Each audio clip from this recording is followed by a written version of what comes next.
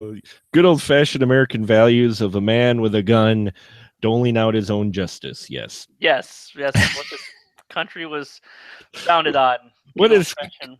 Yes, exactly. And welcome to another edition of the Spoiler Room. It's a small crew with me today. This is our last Big 4-0 special, and we decided to do something. I don't think I've ever done a Western on the Spoiler Room till tonight. And so Now you tonight, find out why.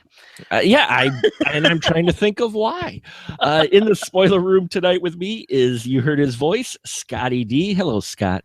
Hey, Mark, it's great to be here. It's so great to be part of such a huge and welcoming and just a varied crew of people tonight. I mean, talking Westerns, man, it just draws them out. They just want to come in there. It's such a popular genre nowadays. I know. I see. You know, when I did a episode of Movieocracy on the movie Django, and I just knew from the beginning, I'm like, yep, this is just gonna attract them all. And boy, I was right when I saw it go up to like 10, 20, 30 views. I was just like, yep, that was time well spent, boy. But I know you enjoy Westerns. I really enjoy Westerns, and just found out recently my eldest son enjoys Westerns. So that was kind of a cool surprise. And it is a genre that I think, has faded over the years. But this one came out 40 years ago. And it has a number of significant things, but most importantly, it was John Wayne's last one, and it was The Shootist. And the story, according to IMDb, is a dying gunfighter spends his last days looking for a way to die with a minimum amount of pain and maximum amount of dignity. And that is right. But I think there's more going on in The Shootist than just that story. Now, This was based off of a novel, right, Scott? Yeah, it was based on a novel by God, I'm gonna mispronounce his name, Glendon Swarthout. Okay. And he actually wrote, and I think he helped write the screenplay. If I'm not mistaken. Did. And it was a very popular book and everything. And I think they were trying to get it made for years. And this is finally the culmination. And it's a perfect movie to end John Wayne's career on. So it is. It's it's been a long time since I watched this movie, and then while watching it, I'm watching the credits roll, and I'm like, "Holy crap, they're in it, and they're in it!" I mean, because you got Jimmy Stewart, Lauren Bacall, a little bit older Ron Howard, but you got Richard Boone, you got Harry Morgan, John Carradine, Scatman Crothers. I mean, this is like, folks, this is like a who's who of folks who had been in Westerns or similar to popular. And this was like, it was a really good swan song, if you will, for John Wayne. And I would dare say this is kind of a meta film of sorts, wouldn't you, Scott? John Wayne kind of giving the last ride. It is. It was not intended to be that. He was completely intending to go on and do a couple more movies, but he was just too ill, and he unfortunately passed away 3 years later. But it is. I mean, as much as, say, I guess it was, what was it? Maybe like 17 years later that Clint Eastwood did Unforgiven, something like that, 16, 17 years later, something around there. And Unforgiven was kind of seen as like him kind of putting the coda on his Western career. This is definitely it was definitely that for John Wayne when he did The Shootist in 1976. Yeah, because I mean the film opens with clips from John Wayne's previous films, and he's playing J.B. Brooks, who is a legendary shootist who's killed many men, and I thought they cut those scenes very well. And you got Ronnie Howard's voice, his very recognizable voice overing it, and I'm like, wow! I'm like, it is just eerie how much of bittersweet this movie is watching it, seeing so many people, especially John Wayne, in basically also being meta though. Even for 1976, in referencing the kind of fading of not only the Western, but of some of these people's careers. It was just uncannily very appropriate. It wasn't trying to be as apropos as it was, but Yeah, but just it situation. seemed to Yeah. unknowingly comment on itself. It Hmm. was unintentionally meta. Yes, absolutely. And you got, as you said, you have that cast of supporting characters, so that the film almost seems like a reunion of sorts of all these old friends gathering, to like send off, the Hmm. legend, basically. Yeah, it really has that feeling, and just because of the way the situation played out later, you're right. And I think that's what makes it even more interesting is how the fact that it wasn't intended to be like that, but it's one of those things where you just watch it, it is just eerie how how significant the film becomes after events later on. And now it's directed by Don Siegel, who I forgot directed this. He directed Dirty Harry as Mhm. well as a couple westerns too, right, Scott? Oh yeah. This is their first time. They'd wanted to work together for a while, Hmm. and it surprised a lot of people that John Wayne was actually kind of a fan of Dirty Harry, to the extent that he actually wound up doing a film very much like Dirty Harry a little later, a couple years after, in the 70s, McHugh. Right. But yeah, they'd wanted to work together for a while. But yeah, he had worked a lot with Clint Eastwood, doing films like Two Mules for Sister Sarah, Coogan's Hmm. Bluff, The Beguiled, which was a film that did, like, I think it didn't do much business when it was out, but now it's kind of regarded almost as a classic. And of course, later on, continued to work with Eastwood with Escaped Alcatraz and other things like that. But yeah, he was known for that from a ways back, and of course, he goes back ages and ages and ages, way back Hmm. to the 50s. You got films like Riot and Cell Block 11. You've got, well, God, Invasion of the Body Snatchers, which I Yeah. understand that's a long way from a western, but this guy was a guy who had an amazing career. The Killers, just really great stuff. Yeah, and this is well, with his filmography and that, this was one of his last films. I mean, he did four more after this, but still, it was getting near the end of his career, kind of. And yeah, the whole film, and we'll get into some specifics and with some of the characters, but just the film as a whole, you just get this feeling like they're just putting everything they want to into this film because a lot of these people are bookending big chapter in their life almost. I mean, Yeah. the stars that are in this. And we've mentioned John Wayne, who I think is just brilliant as books. And the way he plays this character, he feels like the old, you know, characters, the older version of the characters he played when he played when he was younger in the westerns. Hmm. It didn't he felt like that old seasoned veteran. Oh yeah. Shootist. Yeah. Oh yeah. He's I'm going to be very honest with you. Go ahead. And tell you that this is a difficult podcast for me, and Hmm. the reason is that the funny thing is that I am like, when you meet me, I am the most. He would hate me. I am the most liberal person. Sure. I'm like, very outspoken in that regard and everything like that. At the same time, I have such a fascination and tremendous respect for John Wayne. I Sure. really do. And it's very hard. He's one of those people where it's very hard for me to talk about him without becoming emotional. Hmm. That's how much I really love this actor. I had all the books. I tried to study as many of his movies and his performances as I could. And I always found that he brought something really special to the roles that he did.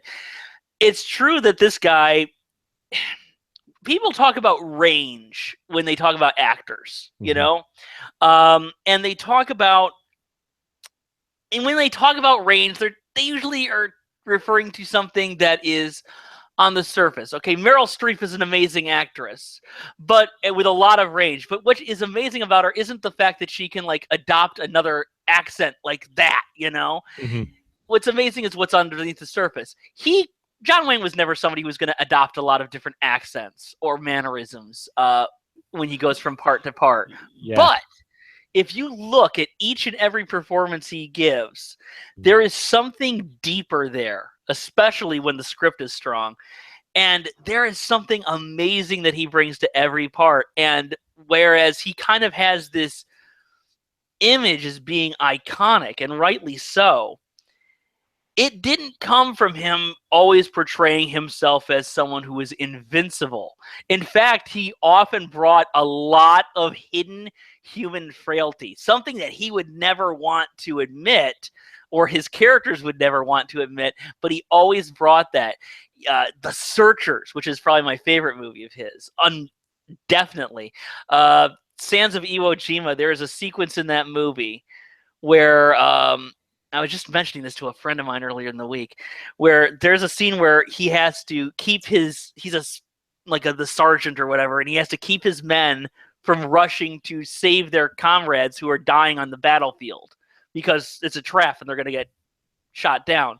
Right. And the camera just kind of goes into a close-up of his face as he has to listen to all of his men dying and begging for help that will never come.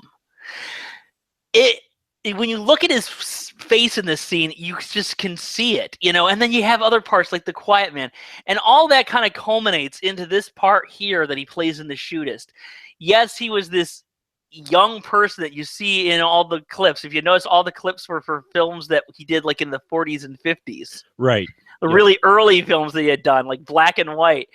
And he was spry, and he was thinking, now, oh no, he has to use a pillow to sit down to relieve his old bones. He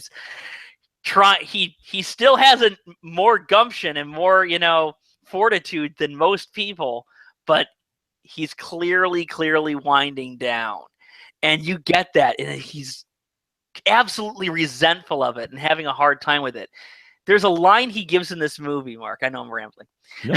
But there's a line he gives in this movie. Mm-hmm. It is the most, oh my God, it's devastating. And it's devastating, especially when you take this figure and what he's meant to represent. And he's at this table speaking with the Lauren Bacall character, Bond Rogers there. Bond. Mm-hmm. And there's like, you're this, unforgiving killer and stuff like that. And he just looks at her and he says, point blank, I'm a dying man scared of the dark. Yeah. Holy cow. I mean, that line, it'll just pierce your heart when he gives it, because he gives it with such brutality and such honesty. And he doesn't give it like as a weapon. He just says it matter-of-factly. And he has these subtleties from performance to performance, and anybody who would just chalk him up as being a walking cliche is doing more than selling him short. They're selling themselves short, because they're really missing out on an amazing body of work.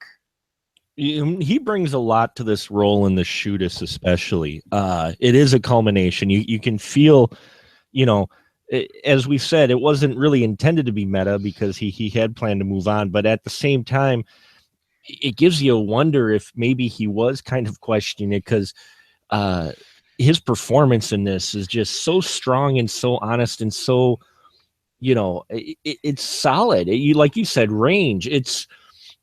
We get a man who has resolved himself to this once he gets the second opinion on the fact that he's dying, which I tell you, for me watching this again, that's a bittersweet scene when he and Jimmy Stewart first see each other, and we get the first scene where Jimmy Stewart's playing the doctor, and the way those two are acting, it's like, people I think don't realize that's like two powerhouses from back in their day in the same scene, and they make so much of that scene. I mean, Stewart is just, he was fantastic in this as well. I loved his Doc Hostler. Mm-hmm. And he apparently, according to what I had read, on like internet sources, which of course, let's just say right now, are not very reliable.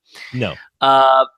he didn't feel very good about that. He had Jimmy Stewart had mostly retired from Right. films, and his hearing was very poor, so he didn't hear the line readings, and he was feeling very self-conscious about his delivery and everything like that. But he when it came through, it came through honestly because you got what it was. It was two old friends. Yeah. And of course, and if anybody has seen, like, I mean, Jimmy Stewart and John Wayne co-starred in one of my favorite John Wayne movies, and it's a film in which John Wayne, even though he's often top billed, he's practically a supporting character in the movie. Oh, The Man Who Shot Liberty Valance? Man Who Shot Liberty Valance is one of the most amazing films. It is. Oh, man.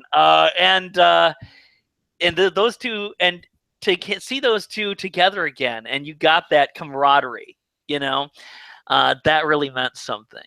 Yeah. I mean, Jimmy Stewart would continue to show up in occasional movies. Like, I think there was a couple, Robert Mitchum did a couple later on, late in the game, Philip Marlowe films. I think Jimmy Stewart was in Airport 77 or something.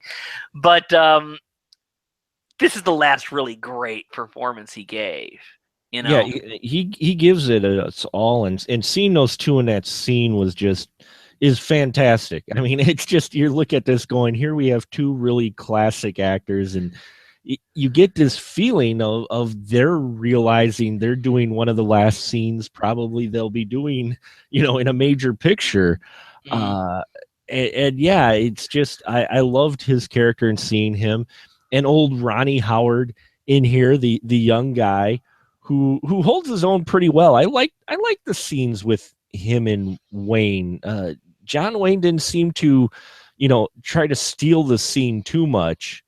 I felt there was a respect between them, and I really liked the difference between the Gillum Rogers character, which Ron played, which is this young kid who kind of idolizes books for the romance of being a shootist, if you will, a shooter, and then books being the realist of how things really are. I love their scenes together. What do you think about those two, how they played off each other? They were great. And like you said, yes, he showed a lot of respect. He did that most of his career, John Wayne did. Mm-hmm. Occasionally he'd get other actors who were a little kind of barging, who wanted to kind of assert themselves and kind of boost themselves up. Thinking of Kirk Douglas, certainly. Sure. Who again was a great actor in his own right. I'm not trashing Kirk Douglas, but apparently there was some animosity at some point. I don't know why, but yeah, I think that he certainly kind of ushered him in, and apparently one of the parts that John Wayne wanted to do after this involved Ron Howard. Which signals that he was impressed enough. Ron Howard, he's grown into such a good director. He is no matter how many Grinches he does, he's a great director. He is a really good director. If you look at his body work, he's a good director. And so he often doesn't get really a lot of props for his acting, because he was an actor mainly from TV, Andy Griffith and then Happy Days. And even American Graffiti could be seen as just an extension of Happy Days in some extent. But he's really good in this movie, and he really plays the part well. And a lot of his best moments are his reactions. Right. In the movie, when you see his reactions to, he's so happy that he's got this hero that he's idolized up there, and he sees that, oh gosh, and every time he is humbled whenever he gets too close. He's humbled when he finds out that this man that he idolizes is about to die. He's humbled when he finally sees death. He's humbled when he gets the shooting lesson. Yeah. And you see that, and you see it in that wounded expressions that he gives.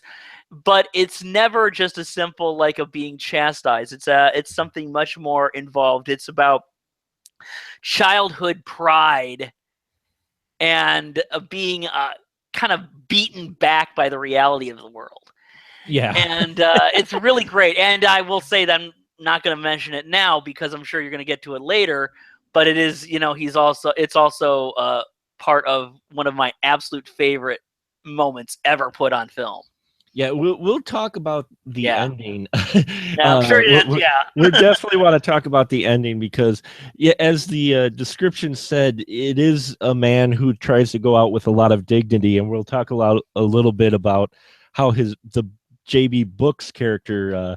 How he decides to go out. But I just want to mention briefly some of the other characters. Lauren Bacall, who apparently did not like Wayne because he spit a lot in front of her, according to some trivia, which I can totally see. But Lauren Bacall, seeing her on screen again, she did, I thought, really well in this.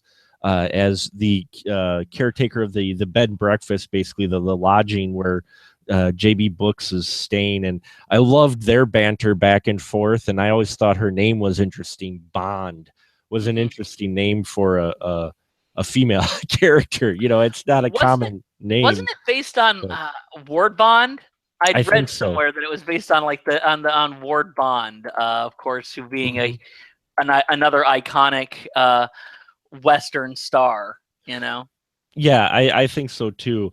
And though, who surprised me, and I forgot he was in here as well, though, was Harry Morgan. Harry Morgan playing the Marshal Thibodeau. I loved how his character handled finding out this Shootist guy was in his town, because he is just an ass. Oh, he's terrible, but he's such a character about being terrible. I know. And you totally get the feeling that the only reason Wayne doesn't shoot him out of his socks is because he is a lawman, and damn it, I just won't do it, Well, and I think there's a little bit of amusement with him too, because there is that scene though where they kind of have a little bit of a reminder of who he actually is right in the beginning in the kitchen there, where Marshal Thibodeau is going off on, I can't wait to till you die, and the thing I'm going to do to your grave. How do you say that? When you die, says when you die, what I'm gonna do to your grave won't pass for flowers. Oh my God. That's a great line. And, you get that moment between them though, where he just Books just goes for his gun just ever so casually, and suddenly Thibodeau straightens up, and he's no longer joking, and he actually looks scared. Yeah, don't you forget who you're dealing with. Yeah, it's like, yeah, I'll let you go so far, but just remember, I could shoot you, in a half second. It's like. Well, I mean, I think it also so much of this, a lot of what the characters Wayne. It's hard to pin this down to one character, because so much in this character is an echo of the different characters Wayne had played over the decades. Yeah. But so much of this character is about the standards and human dignity. You don't get to. It's about being polite. Yep. It's about knowing what's right and wrong.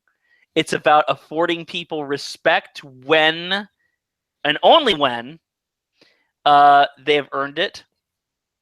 And it is about, and he's crossed that line. He crosses that line, and it's like, you don't get to do that. You don't get to barge in here and dance on my grave before I'm even buried. You need to show me I have been around longer than you. I have seen things that you've never seen. You owe me at least some basic human decency. Right. And he doesn't, and Harry Morgan doesn't, the character Thibodeau does not give him that. And he will never give him that, because Thibodeau is not a character who is ever redeemed in the movie. He's a pig-headed character.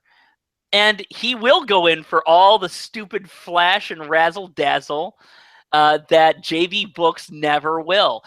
When he finds out that there's that someone wants to write a series of articles. Oh, make sure they spell my name right. Yeah, where books is like, don't you write a damn thing in in your paper, or I'll come and shoot you. It's like, or he shoves the gun in his mouth and says, "Make like that's a nipple."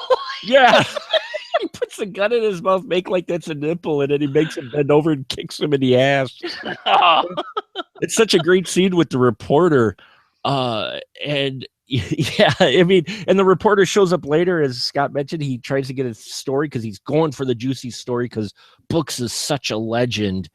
And I thought that was kind of an interesting little statement too on popularity, because later on, Books has an old flame show up who he thinks at first is, oh, she's come to see me in that. And then all of a sudden she's like, well, you're going to die soon, right? Well, that scene, that is an amazing. And here's the thing is that I've seen this. This is, I don't know, probably my 5th or 6th time seeing it. Sure. But I don't think I've watched this movie in like the last 10 years. Mm-hmm. And so this was a very nice reminder of how good it was. And I had, for some reason, forgotten about that scene until it started. I'm like, oh boy, I forgot about this. And this scene, this old flame, Sarepta. Yeah, and I love these names.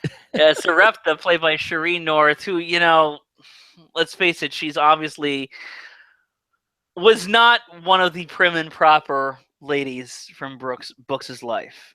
No, she was a lady of ill repute. Yeah, I mean, I don't know if I don't think they explicitly say that she was a prostitute or anything, but they certainly say that she was somebody who went from partner to partner, which back then was implied. I think it was implied. Yeah, and but still, he had a lot of love and respect for her.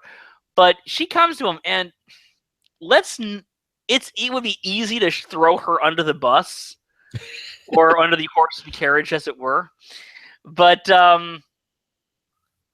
she's desperate. Yeah. She spent every last penny she had to come out and see him. I don't know what she expected if she knew the man. I don't know what she expected if he would say, well, sure, go ahead and drag my name through the mud. There's no subtlety there. There's no there's no sense of honor, and that's what he tried to bring to, and that's what he stood for. He stood for honor because he said she even said what the reporter doesn't know he'll make up. Which is what happened to all of those heroes of the Old West. If you read all those old stories back then, almost none of it was true. She was desperate though. Because she was living probably in abject poverty. Yeah. But when you don't have anything else, you still have your humanity, and you still have your dignity, and you still have your honor. And those sound like really quaint things when you're starving.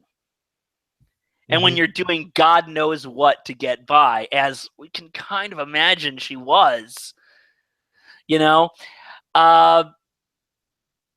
but still, it means something. It means something. It's important. And he has this moment of betrayal where when they first see each other, it's so sweet. Well, he's happy. He thinks, he's like, here's a dying man, and he gets to see a woman who he truly cared about, and he's talking about, I should have probably got hitched to you. So for him, that was the most. You're like, oh wow, he must really cared for her. And she's like, well, yeah, let's do it now. It's just a piece of paper. And he's like, wait, what? Yeah, he brings it up. Yeah, he brings it up. She doesn't even have to bring it up. He says, and in your final days, I imagine you're thinking about, what might have been. I'm not leaving any children behind. What's going to be my legacy? Just a bunch of dead bodies, and they have this scene where they really start talking about how much they loved each other, and did you ever get married? No. Did you ever get? No. We really should have. I should have done it. You were so special to me. And then when her motives become clear, Yeah. I mean, she's not even that creepy about it. She doesn't realize how bad she's getting, but as she's talking, it just gets worse and worse.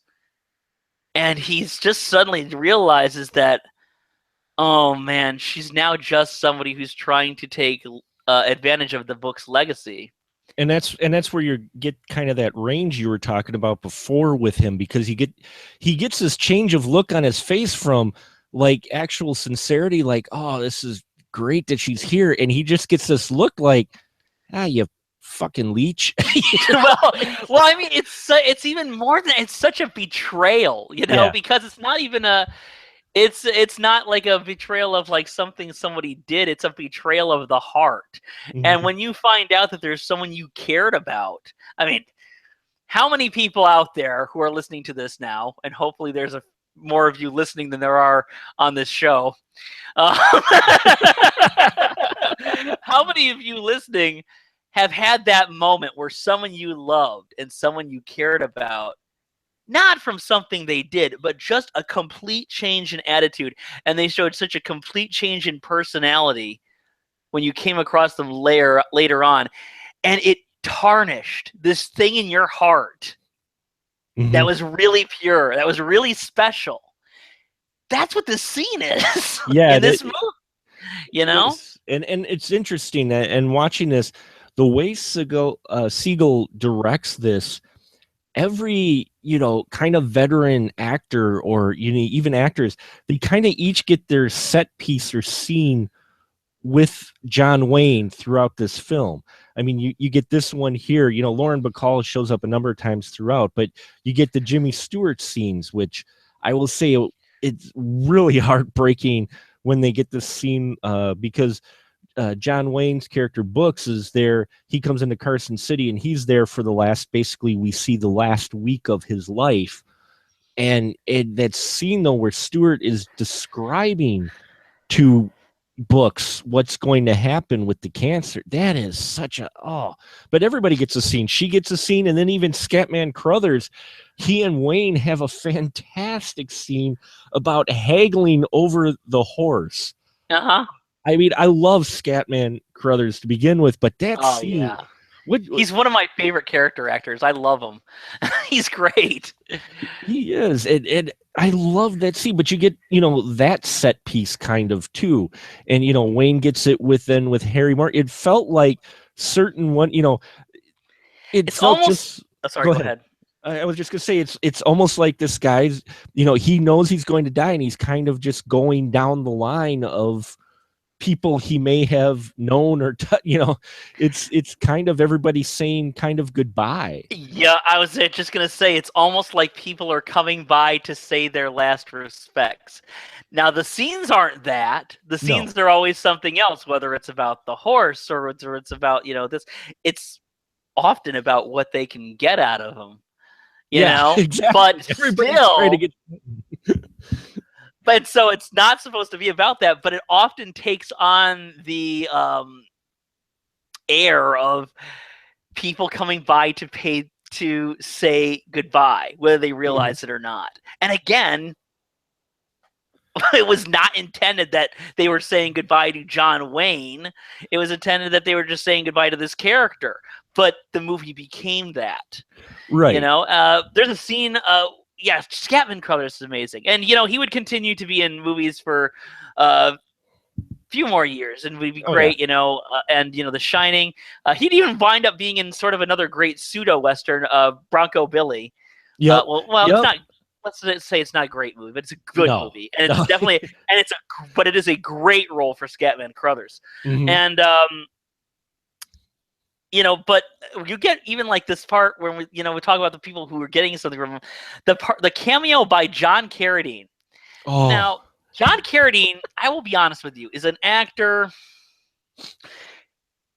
I view he in my view, and people are completely welcome to completely disagree with me and come up and say, no, he was so much more. He was a working man's actor. Yeah.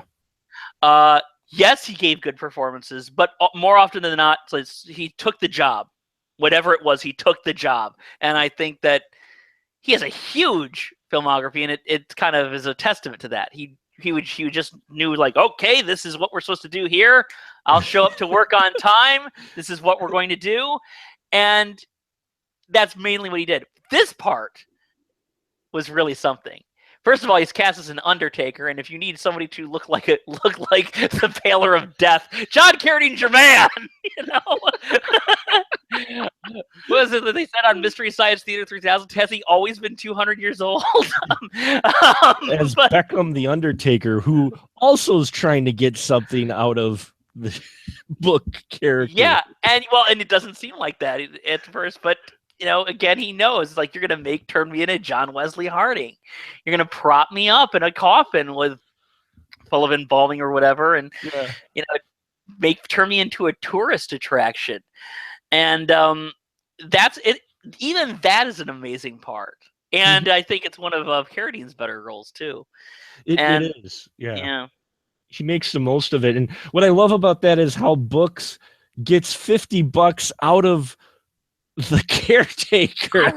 I still can't figure out how he's owed $50, but there's no question about it in the scene. The way he puts it, the way that conversation goes, you're like, I'd give him the $50. Yes, sir. It's John Wayne, but he's gonna kick your ass if you don't give him the $50. It's like,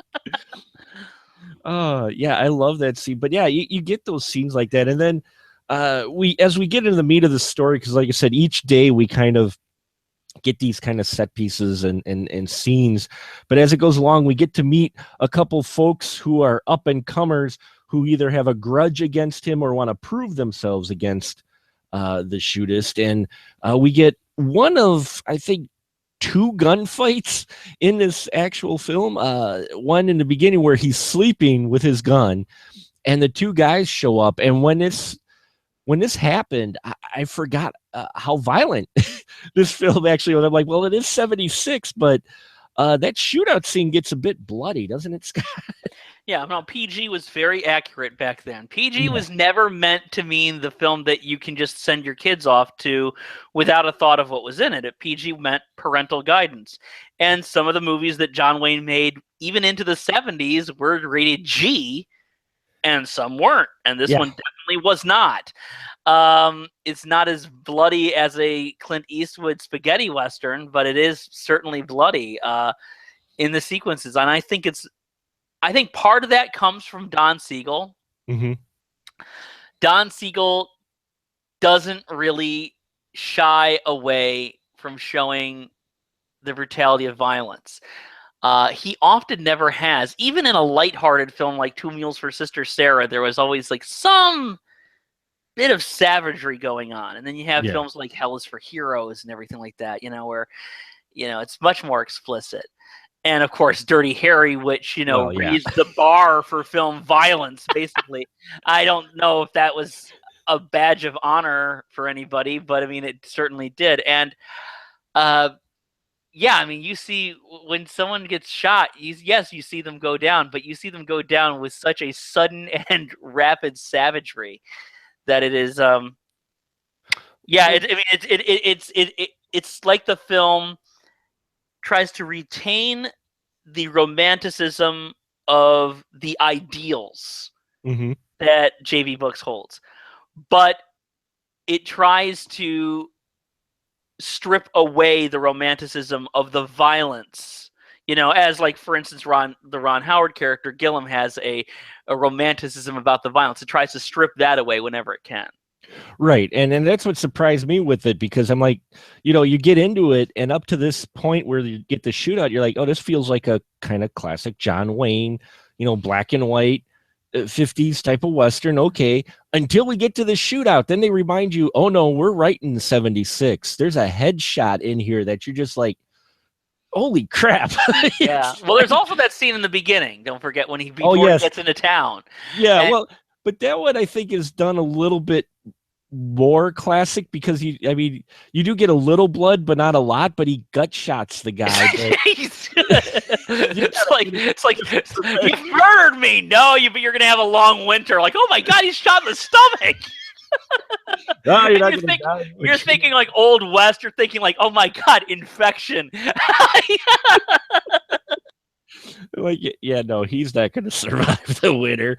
But that gunshot in that scene, there's a little bit more classic, kind of, with even with the added a little bit of humor. But this one was like the one where it's just a little more gritty, a little bit, like you said, stripped away kind of the romanticism a little bit of what the John Wayne Westerns in the past were. And it was a little weird seeing that with John Wayne. In the Western setting, I think it's a little jaunting, and it makes me wonder what people thought when it first saw, who grew up with John Wayne films were probably like, holy crap. But you do get that second shootout later as he goes out, which I think we'll talk about, because you mentioned about the ripping of the romanticism from the Ron Howard character, who idolizes Book. And Book sets this going out with dignity up, because you get, as I mentioned before, these three characters who a couple have a beef with him, and one wants to prove himself and thinks he can take them. The Pulford character who thinks he's the better gunman. And so Wayne sends, and I love this scene, Wayne sends Gillum Rogers, Ron Howard's character, to go tell the message to these three folks that he's going to be at this location at this specific time. And what I loved about this scene, Scott, was Ron Howard's character figuring out what his idol was basically doing, which was setting up his last shootout. How'd you feel about Ron Howard with this one? Because I just loved how that played out, because he's like, wait, I know what you're doing. I mean, how'd you feel about that scene? I thought that was just handled so well, and seeing kind of the first realism for Gillum, excuse me, of, oh, this is not what I imagined it to be. How'd you feel about that at all, Scott? Scott? Hold on. I hit the mute. You left me. Sorry. I hit the mute thing. There's only two of us, man. I'm here. I hit the mute again. Okay, you can cut that out, so we can get all serious and shit. Okay. Sorry. But anyway, how great? And I was going to say, how great is this screenplay? Mm-hmm. Because it is a real character piece, and you get everything in that character. I mean, first of all, the Gillum character, with his idealized views on this man, both the legend and who the person he was getting to know, he had to feel a sense of honor. Mm-hmm. I'm part of history.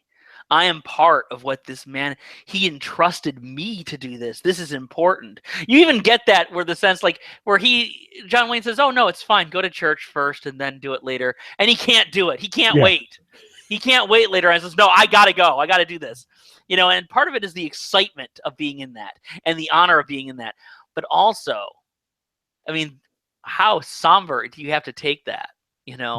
I mean, so he, when he comes back to John Wayne, to I keep on saying John Wayne because it's a reflection of all of his parts, but it's J.B. Books. He comes back to J.B. Books, and he tells him, what every single person, how every single person reacted, and every person reacted differently.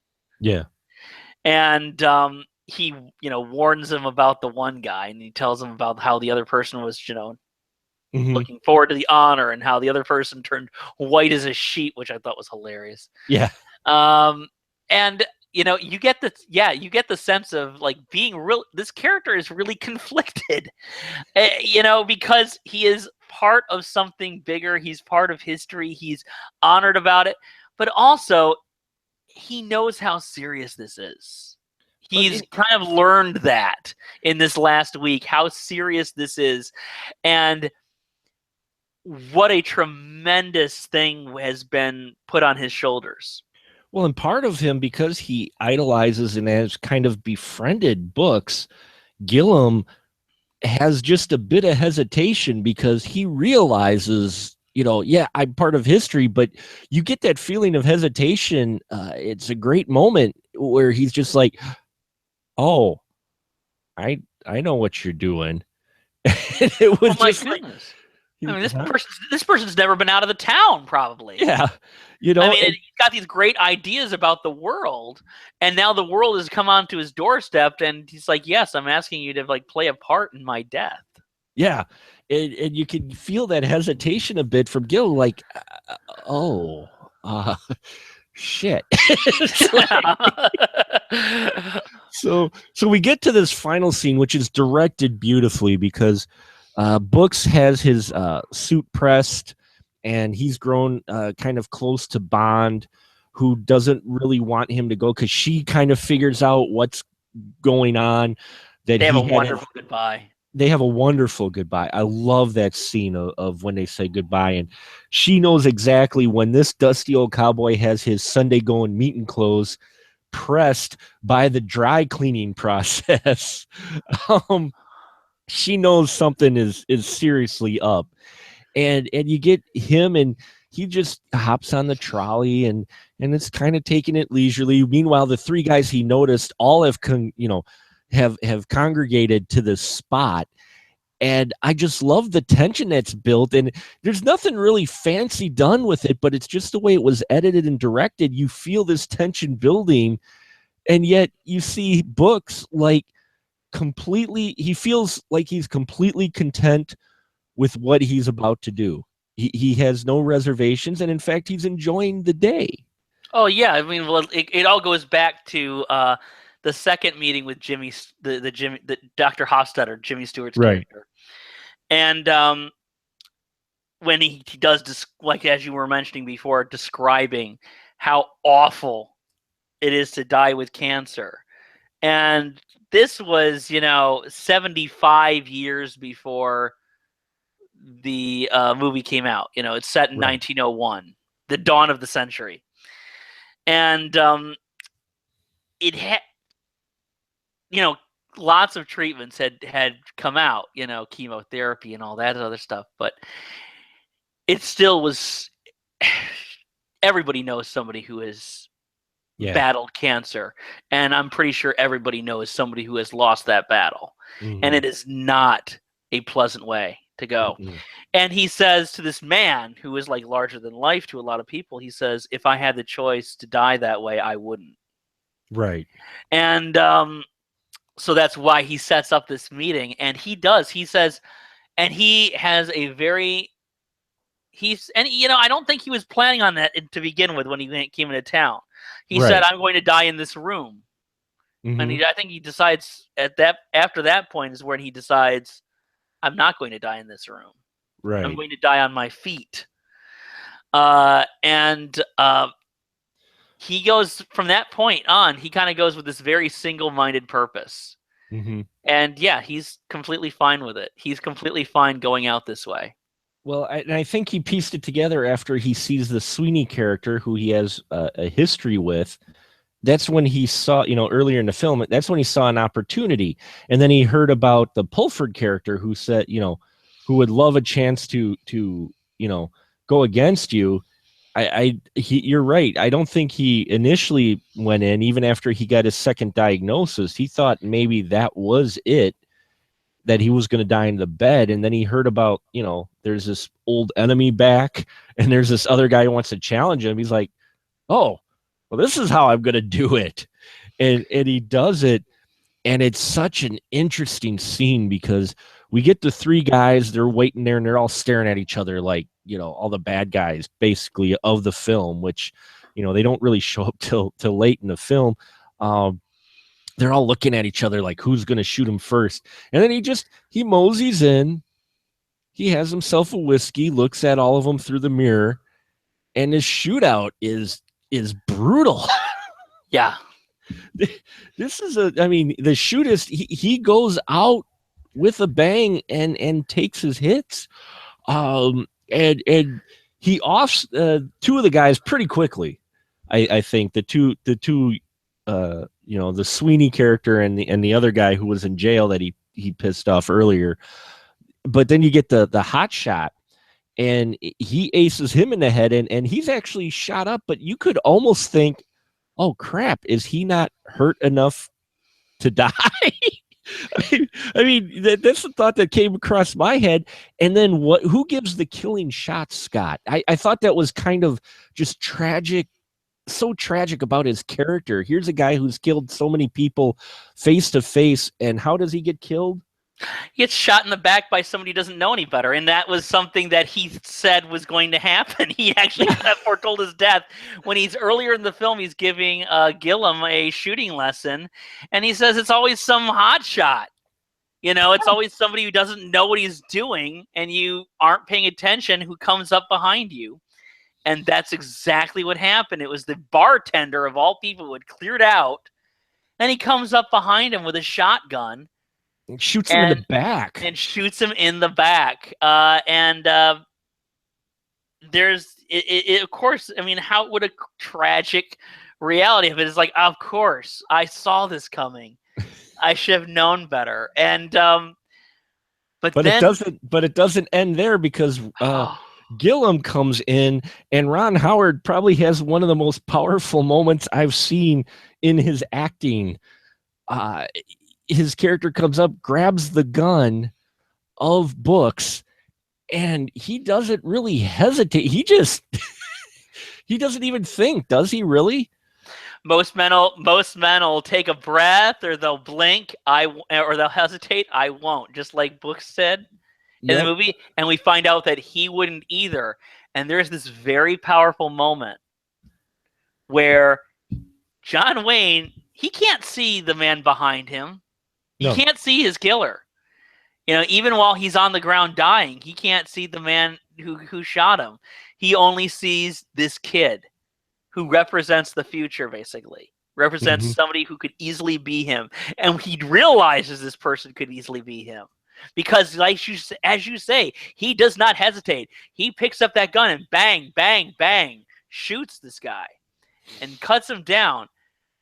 But then comes the most powerful moment, where he realizes what he's done, and Gillum actually tosses the gun, and the Shootist, in one of his final dying moments, nods his head in approval, like, yes. Oh, it's just like, oh my God. I'm not kidding. If you asked me to take and say oh, Scott, you've seen thousands upon thousands of movies, probably tens of thousands in my life. Try to rank your favorite movie moments. I don't know if I could, but if I did, this would probably be in the top 5. Yeah. It's really one of the most, it's something that from the moment I saw it, it never left my brain. It was just so incredible, because he sees this person who could easily continue this violent legacy of J.B. Books, knowing everything that has to entail. Yeah, all the burden of that. The guy is basically dies, and he's alone, in life, and he's had to look over his shoulder his whole life, and of course it doesn't always work out because of how violently he goes. And he sees this thing, and he has this moment, and I think that John Wayne was probably the J.B. Books character probably had a moment of horror when he saw that young hand holding his gun. Oh yeah. And you then see him toss the gun away, and J.B. Books just closes his eyes and nods, like, thank God. Yeah. The cycle is ended.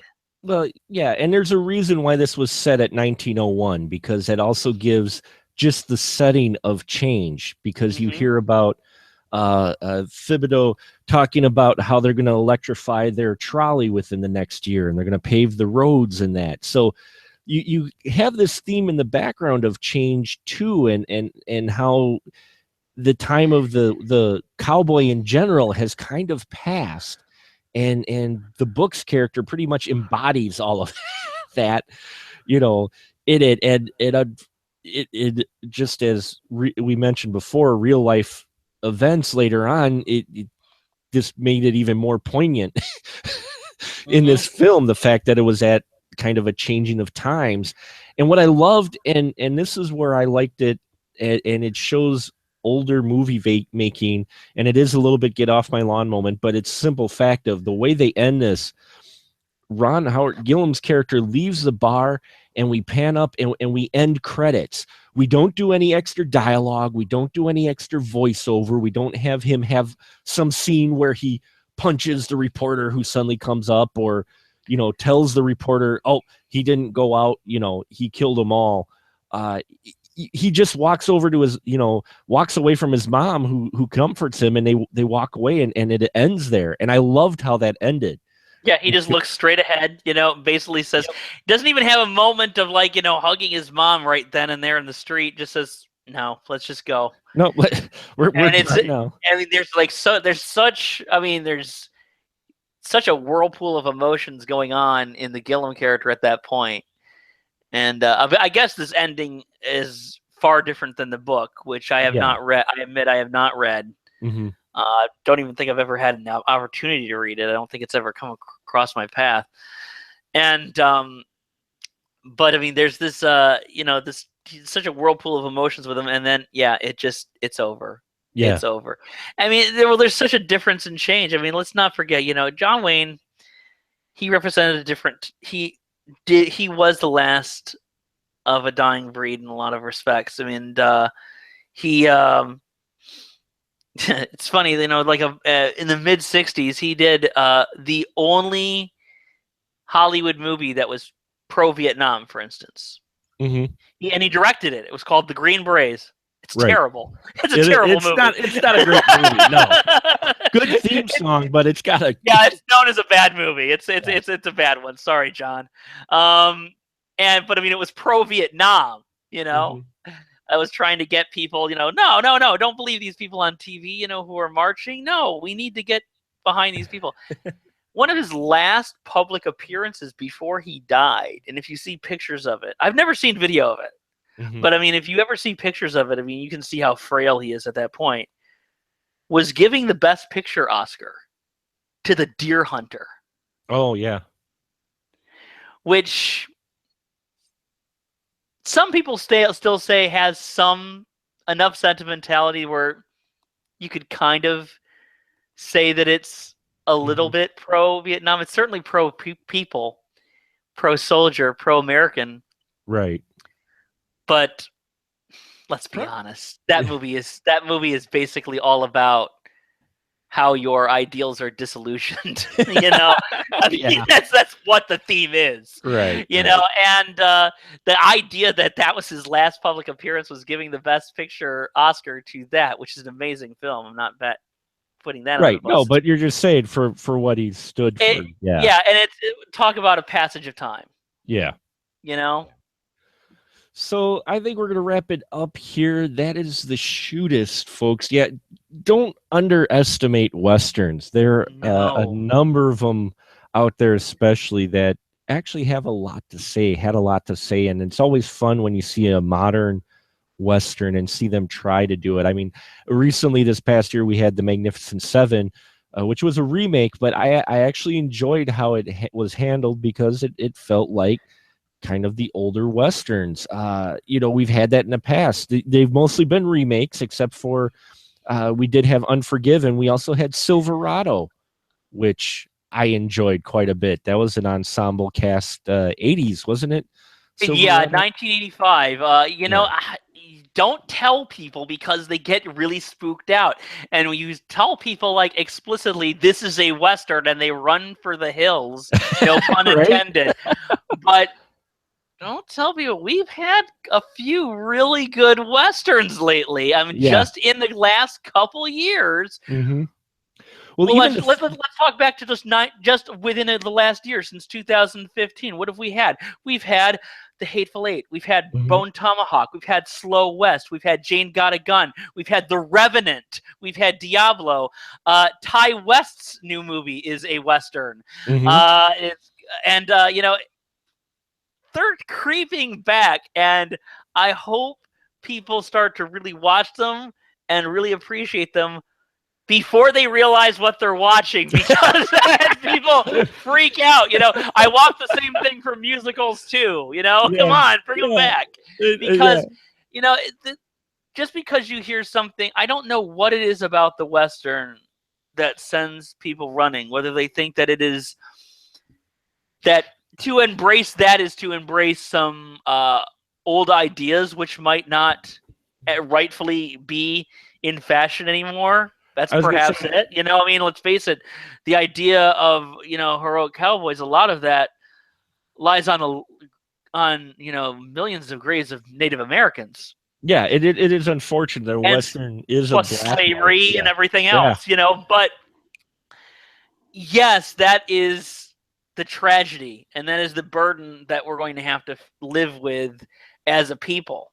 Mhm. But there is so much in this genre to be respected and held up, and it doesn't mean you have to forget what's awful Mhm. about it. It means that you have to remember that and always and also remember what was good about it. And I love these movies. I love westerns. There was a time, you know, I one of my people when you probably had people ask you like what is your favorite movie going experience about going to a theater and your favorite Mhm. experience at the theater. Me it's extended one. It lasted for 3 months Wow. because for one summer, and I was already a huge fan. One summer when I was in college and I was still living on campus, though I wasn't taking any classes, I don't think. The Oak Street Cinema in St. Paul, Minnesota, which is no longer there. The Oak Street, St. Paul's still there. At least today it is. Yeah, So. today, like fingers crossed. Like, but they had a summer-long John Wayne Film Festival. I Mhm. was there 2 or 3 times a week. Every time they changed the movie. And sometimes I saw double features, sometimes I just saw single ones, but I'd say I saw probably about 30 of John Wayne's movies on the big screen, Nice. including this one. Mhm. And it's, you know, if you really delve into this, there's a lot to respect about this man. You don't have to love his politics, but god damn it, you have to love the sense of honor that Mhm. he represented and the range of the acting range that he brought to each role. Well, And except for maybe the Conqueror, well, but that's I said, you know, when we talk, as I said, I was meant to mention this earlier. When we talk about range, we don't talk about accents. And the worst, like the go-to for the worst casting in history is John Wayne as Genghis Khan. I'm sorry, I just And as if laughed. that wasn't bad enough, the movie probably killed him. You know, because so many of that cast and crew got cancer from Yeah, that set. You know, that probably had a hand in killing him. yeah. It's I've heard stories like that they suspect that that's possibly where he got ill was from this set yeah. of Well, that I mean, he movie. was allegedly cancer free when he was doing the Shootist, but it's pretty obvious that he was ill. He wasn't feeling well. You can tell that it That just probably something had emerged and they just weren't aware of it. some of it was acting and some of it he didn't need to act as much Yeah. with But I it. mean, like, but he was an amazing actor, and you know, Yeah. I would really, especially our younger listeners, you know, assuming we have them, I would really urge them to, with an open mind, seek out the old westerns, seek out the films of John Wayne and the other people who were stars of the era, the great films of John Ford, Howard Hawks, and really look into them. You're going to see something that is amazing. And Mhm. if you shut yourself off to this, you are shutting yourself off to some of the greatest cinematic art that you will ever witness. Well said. Yeah, there's cinematography alone. Cinematography students out there should look at westerns and see how they shot, landscapes and everything. It's really impressive, especially back then for the size of cameras and everything that they had. So, westerns are, I think, a genre that I think deserve a little bit more attention, and it does seem like they're getting more of it now, which is nice because yeah, as much as it is a black mark in our history, there is a lot of stories to be told and stories there that it's definitely an era that welcomes stories, that almost encourages it.